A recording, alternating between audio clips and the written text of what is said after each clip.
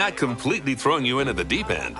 My head keeper, Nancy Jones, will be lending a helping hand. Oh, she's a hard worker, and she'll expect you to be too. But I'm sure you'll get along like a house on fire, or even better, one that isn't on fire. Less shouting that way. Hello there. From that rosy, fresh face of yours, I'm guessing you're Bernie's new hire. Good. Now, I hope you're ready to ditch your diploma because we're about to get really hands-on. But before we begin the real work, how about we familiarize you with the zoo by learning how to fly around it and visiting some of our beautiful animals. We'll start by popping over and having a look-see at the grizzly bears in their habitat. Did you know that grizzly bears, also known as Ursus arctos horribilis, can hibernate for up to 7 months a year? Oh, but then again, given the chance, I think a lot of people would do that too. Select one of the bears and you'll bring up its information panel. This is where you can find out all kinds of information about your animal. The most important thing being its overall welfare. You'll learn more about animal welfare today as we go through your objectives. But for now, let's enjoy this magnificent animal. Why don't you select the camera from inside its information panel?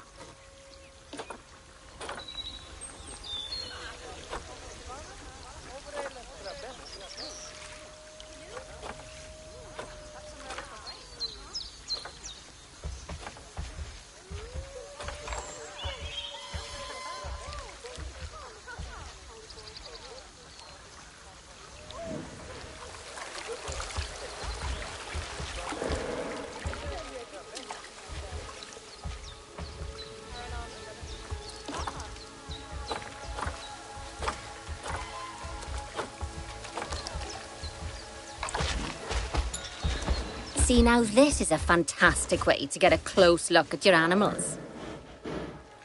Okay, when you're ready, let's pop over to the other side of the zoo and take a look at the lions. I've marked their location for you to find.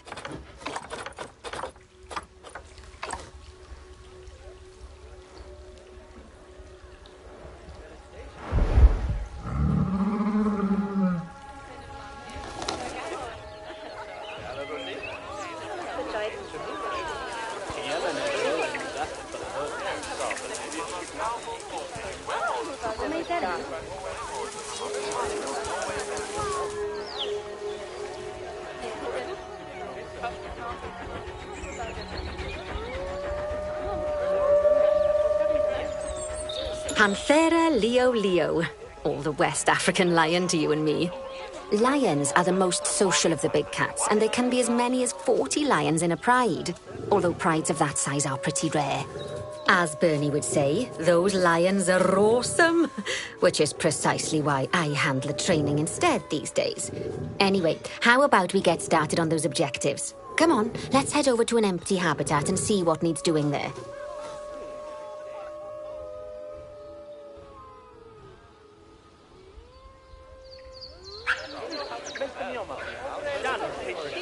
As you can see, it's a lovely space for animals, but it's missing a certain something. Well, 2 somethings. Warthogs. So I'd like you to adopt a pair of them. To adopt animals, we need to open the animal market, which is in the animal trading section.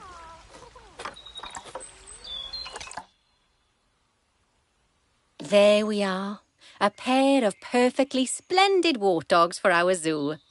Just select them and choose Adopt. Normally, the animal exchange would be full of animals, but I've emptied out the market while you learn how it works. The last thing I need is you accidentally ordering a dozen elephants.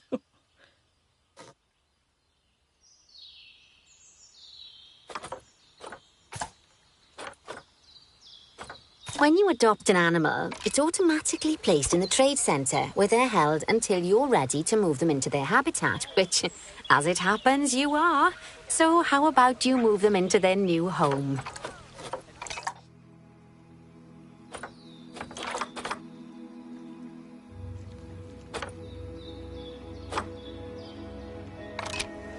When you ask for an animal to be moved into a habitat, your caretakers will go to the trade centre, collect your animal, and deliver them to your selected habitat. I've marked the trade centre's location, so let's go and watch the caretakers in action.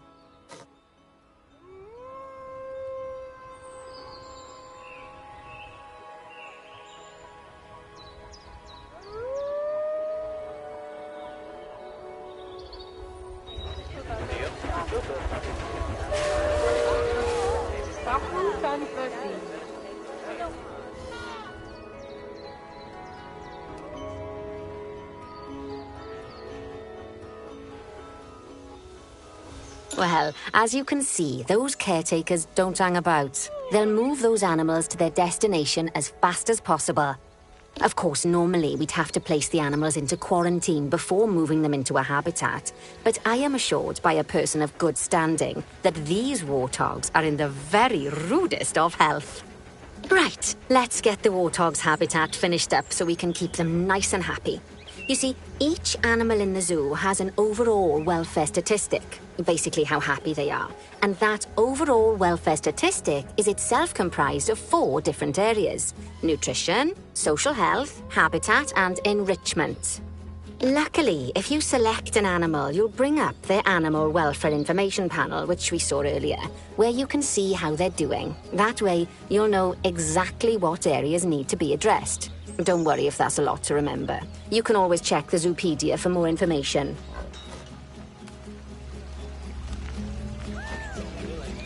Let's start by making sure we're taking care of the warthog's nutrition welfare. To do this, we'll need to place a food station and a drinking station. Now, each animal requires a different type of feeding station. And for the warthogs, it's a small feeding trough. So let's add one of those and a water bowl.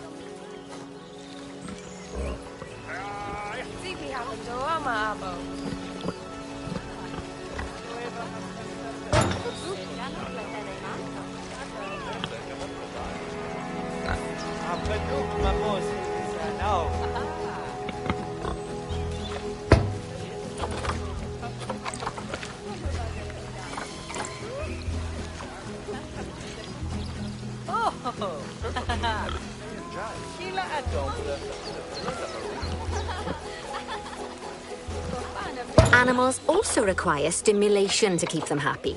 Let's add a lovely mud bath for the warthogs to roll around in. That bath will count towards their enrichment welfare, specifically their toy enrichment welfare.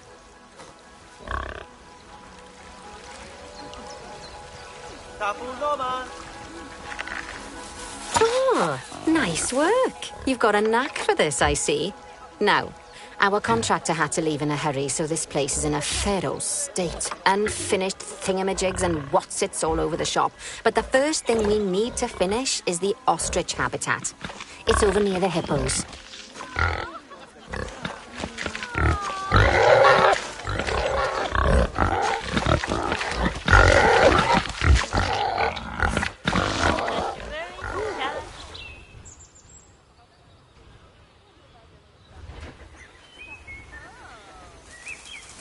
Oh, before we actually start building our ostrich habitat, let's pause time for a moment.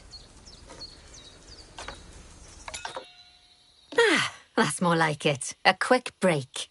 Sometimes it's a good idea to pause the game whilst you're doing something which requires your concentration, because it'll stop the zoo spinning out of control while you're looking the other way. Let's keep the game paused while we get this ostrich habitat built. Okay. Job number 1 here is to add a habitat gate before we complete the barrier. Every habitat needs a habitat gate. After all, how else would the keepers get in and out? Just make sure it's hooked up to the path so the keepers can reach it.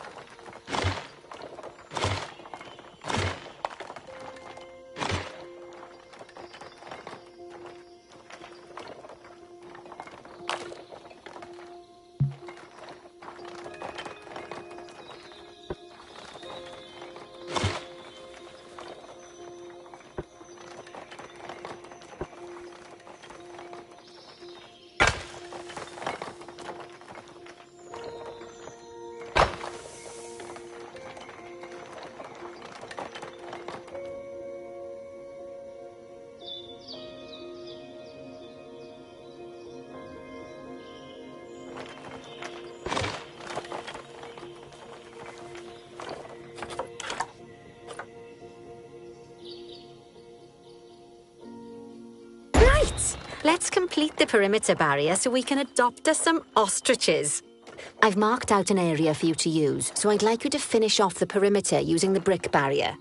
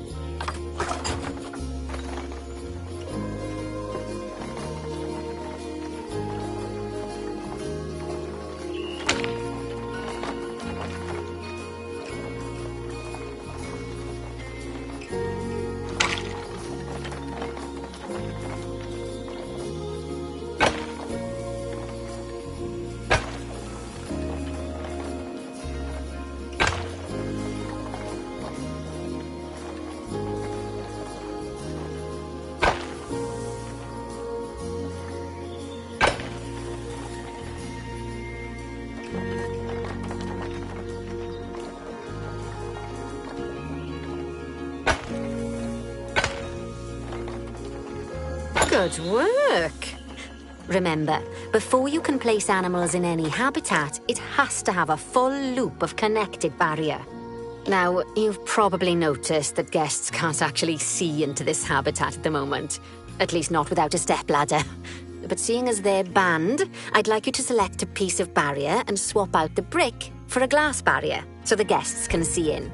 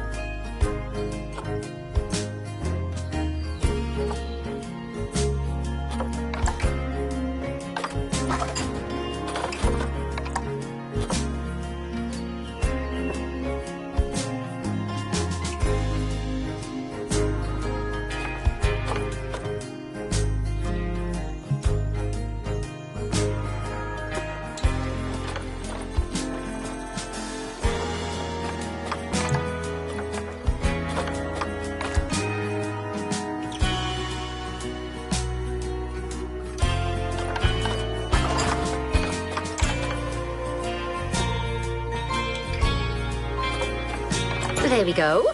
Adding in more windows gives guests even more opportunities to see the animals in a habitat.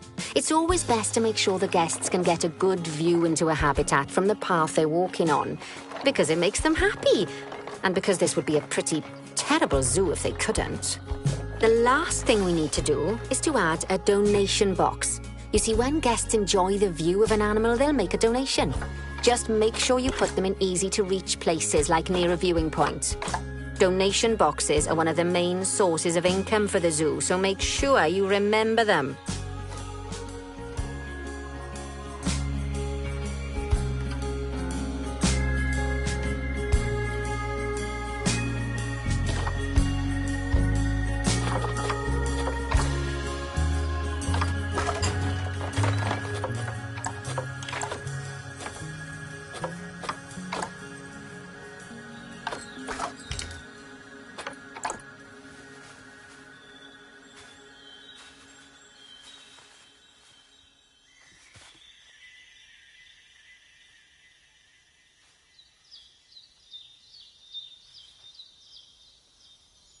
Now, before we adopt our ostriches, you should unpause time. After all, if time's paused, then so are our caretakers, which will make it a bit tricky for them to deliver the ostriches.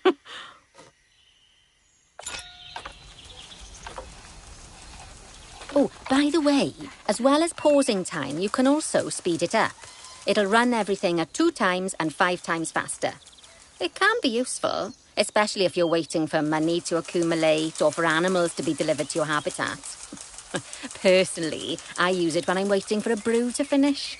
All right, you've finished the habitat, so it's high time we adopted those ostriches, don't you think? Let's get 4 of them in here.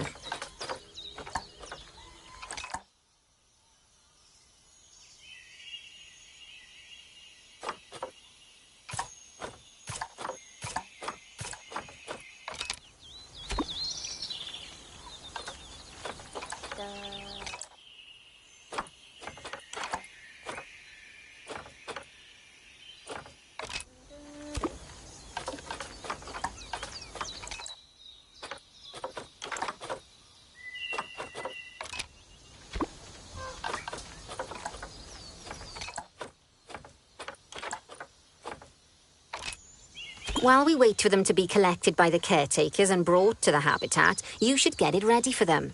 Add a suitable feeding station, water station, and an appropriate food enrichment item. It's often best to place things like enrichments and feeding stations near to the habitat perimeter, so guests can get a really good view of the animals.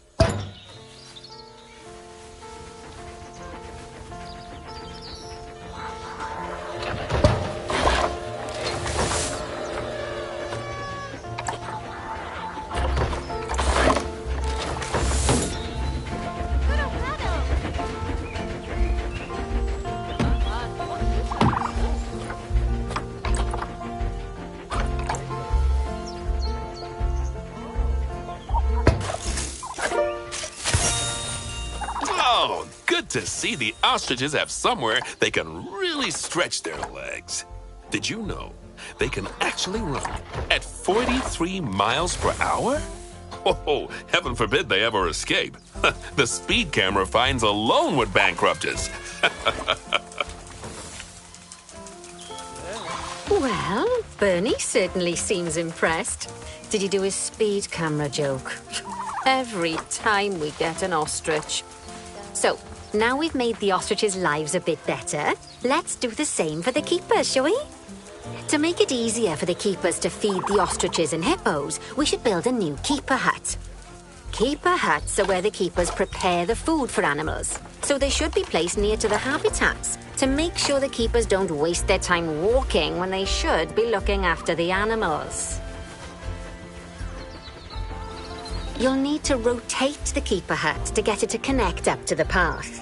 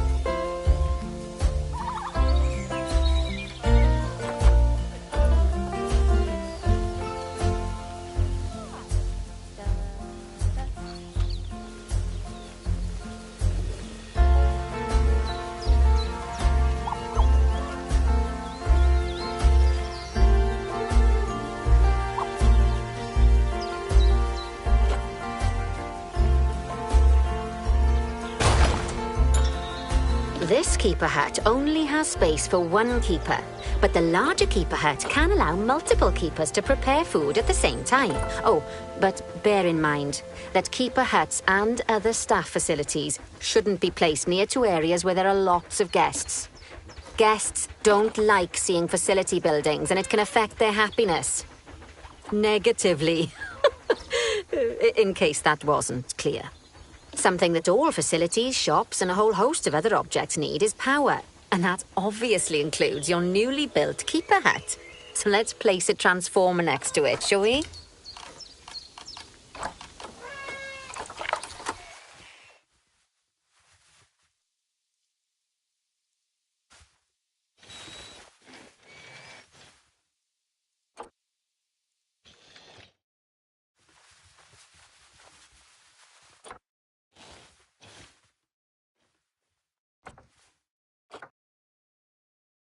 Lovely work. Now the keepers can start using the hut to prepare food, and thanks to where you've put it, they won't need to walk very far to deliver it to the ostriches and hippos. Let's get on to your next objective then. Bengal tigers.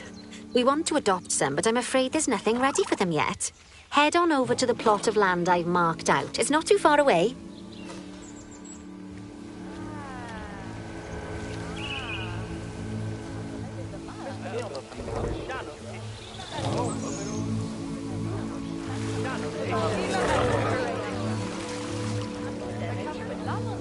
Righty, your next job is to build a habitat. From scratch. And concrete and glass, I expect. So, go ahead and build it. Just make sure that the habitat includes that big hole we've dug. Oh, and don't forget to add a habitat gate to the barrier. Oh, and make sure the guests will be able to see the tigers.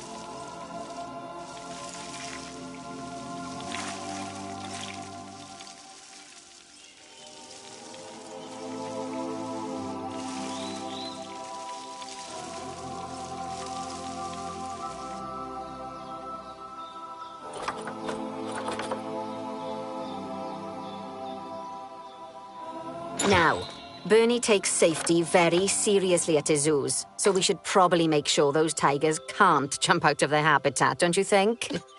The way we'll do it is by changing the height of the habitat's barrier.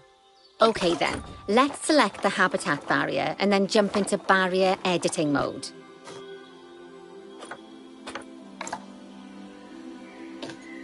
Great! Now highlight the entire perimeter of the habitat.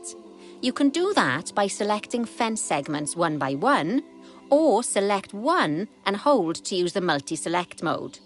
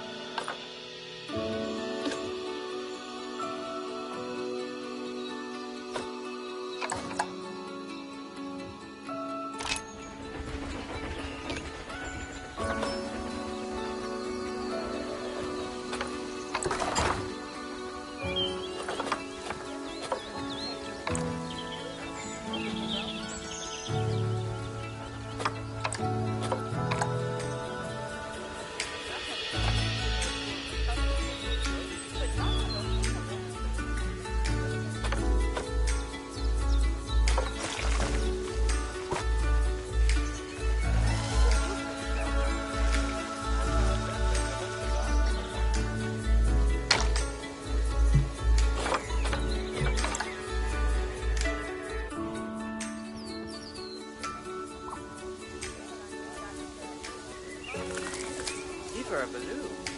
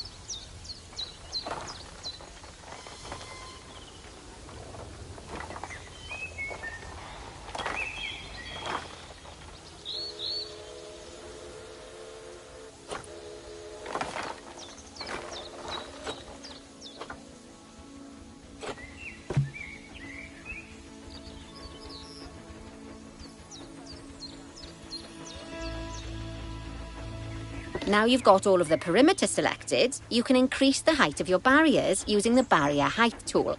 You'll want to make sure it reaches a height of at least 3.7 metres.